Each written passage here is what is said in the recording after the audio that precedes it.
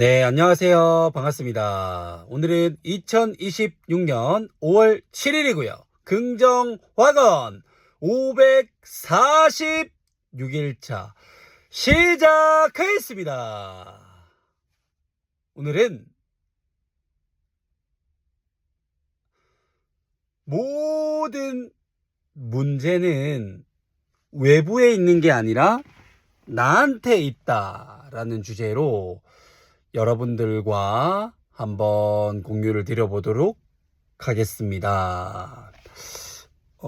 이제 지금 5월달 저희 이제 풋살 아카데미 학원 같은 경우에는 그 회비 내는 날짜가 매달 1일입니다.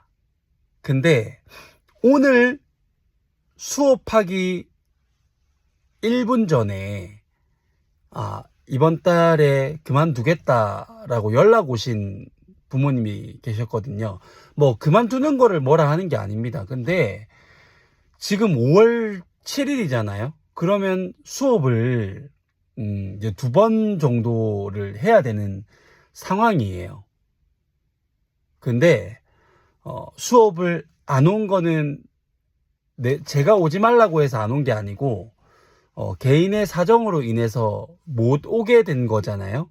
그러면 원래 1일날 회비를 납부하는 거면 회비가 오늘은 수업을 안 들었다고 하면은 한번 차감이 돼야 되는 게 원래 맞는 거잖아요.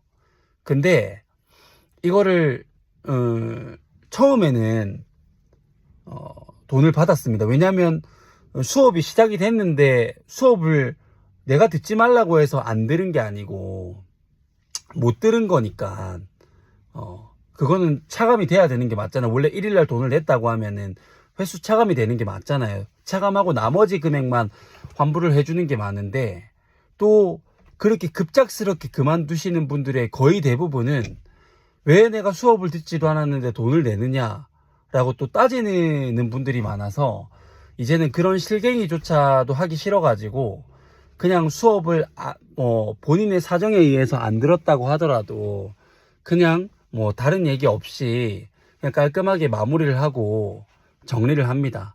그게 제 에너지 관리하는데 훨씬 좋겠다라는 판단을 해서 이제 그렇게 하고 있는데요.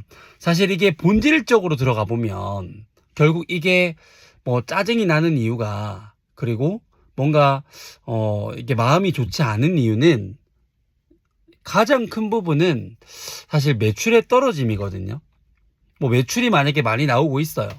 그러면 당일날 그만둔다고 하든가 말든가 크게 신경을 쓰지 않을 텐데, 한 명 한 명이 이제 아쉬운 사항이다 보니까 사실 그만두면은 거기에 따른 타격이 큽니다.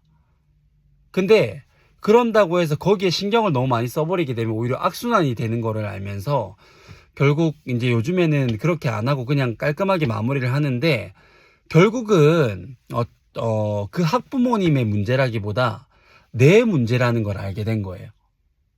결국 그 학부모님이 그렇게 그만두겠다라고 하는데 그렇게 하지 마십시오라고 얘기를 한다고 한들 달라지는 게 없잖아요. 그러면은 그렇게 얘기를 할 이유도, 할 필요도 없고, 그 학부모님에게 서운해할 필요도 없고, 다음부터는 빨리 얘기를 해달라고 얘기를 할 필요도 없습니다. 그냥 그만둔다고 하면 거기에 맞게끔 깔끔하게 정리를 하고, 내가 내 학원의 가치를 키워서 신규 원생들이 지속적으로 배출이 되고 있고 매출이 자꾸 우상향을 그리고 있다면 그냥 그렇게 나가는 게 아무렇지 않다고 볼 수는 없겠지만 그냥 잘 넘어갈 수 있는 부분이거든요. 근데 그게 안 되니까 결국 그 탓을 학부모님한테 하는 거더라고요. 물론 대부분의 사람들한테 물어보면은 그 학부모님이 잘못됐다라고 얘기를 하겠죠. 근데 그 학부모님이 그때 그만두겠다고 하는데 누가 뭐라 하겠습니까? 그렇게 나는 그만둬야 되겠다라고 하는데 그러지 말라고 얘기를 제가 할 수 있는 입장도 아니잖아요. 그때 그 돈을 주는 사람이 5월 1일 날 그만둬야 됩니다라는 그 법을 알고 있는 것도 아니고 무조건 그렇게 해야 되는 것도 아닌 거잖아요. 그렇게 해주면 좋은 거고 감사한 거고, 그렇게 하지 않더라도 그 선택의 자유는 그 학부모님한테 있다라는 걸 어느 순간 알게 되면서 그냥 거기에 대한 부분을 마음을 내려놨습니다. 어차피 바꿀 수가 없잖아요. 그럼 바뀔 수 있는 거는 나 자신밖에 없는 거예요. 아, 그렇게 하더라도 저렇게 하더라도 네 알겠습니다 하고 깔끔하게 마무리하는 거. 내가 할 수 있는 건 뭐다? 그 학부모님을 관리할 수 있는 게 아니고 신규 원생을 어떻게 하면 지속적으로 창출할 수 있을 것인가, 그것만 생각을 하면 되는 거예요. 그래서 결국은 모든 문제의 시발점은 내가 잘해서 신규 원생들이 많고 매출이 우상향 곡선을 그리고 있다면 학부모님들이 어떻게 나오든 간에 나는 얼마든지 슬기롭게 극복을 할 수 있는데, 내가 능력이 부족해서 신규 원생을 꾸준하게 받고 있지 못하고 한 명 한 명이 아쉬운 입장이기 때문에 그 탓을 학부모님들께 돌리고 있는 거다라는 부분이에요. 뭐 이해가 좀 잘 안 되실 수도 있는데, 제가 하고자 하는 말은 무슨 어떠한 사건 때문에 짜증이 난다 그러면 그 외부 탓을 해봐야 달라지는 게 없으니 일어난 이 부분에 대해서 나한테로 가지고 와서 앞으로 이런 일이 일어나지 않으려면, 또는 이런 일이 일어났을 때 내 마음의 상처가 조금 적어지려면 어떻게 하면 되겠는가라는 질문을 해서 그거를 내가 만들어낼 수만 있으면, 뭐 퇴원을 하든 아니면은 뭐가 조금 잘 안 되든 내가 얼마든지 충분히 잘 극복을 해낼 수 있다 라는 부분들을 여러분들에게 좀 공유를 드리고 싶었습니다. 예.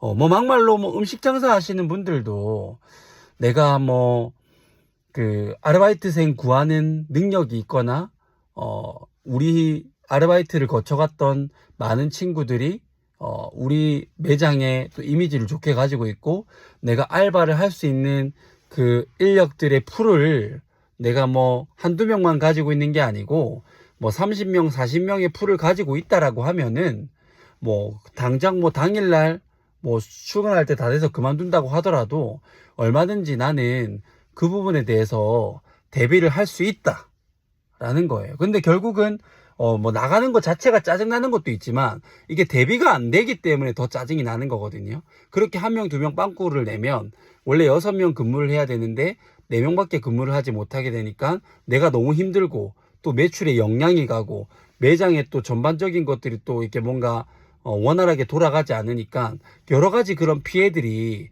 이제 나한테 온다고 생각하니까 짜증이 나는 건데, 그런 것들을 내가 뭐 하루 정도는 그럴 수 있지만 다음날 바로 대처를 할 수 있는 그런 것들 장치를 마련해 둔다면 얼마든지 그런 상황들에서 뭐 마음이 뭐 무조건 좋다라고 할 수는 없지만 그래도 잘 극복할 수 있지 않을까라고 생각을 합니다. 제가 준비한 것은 여기까지고요.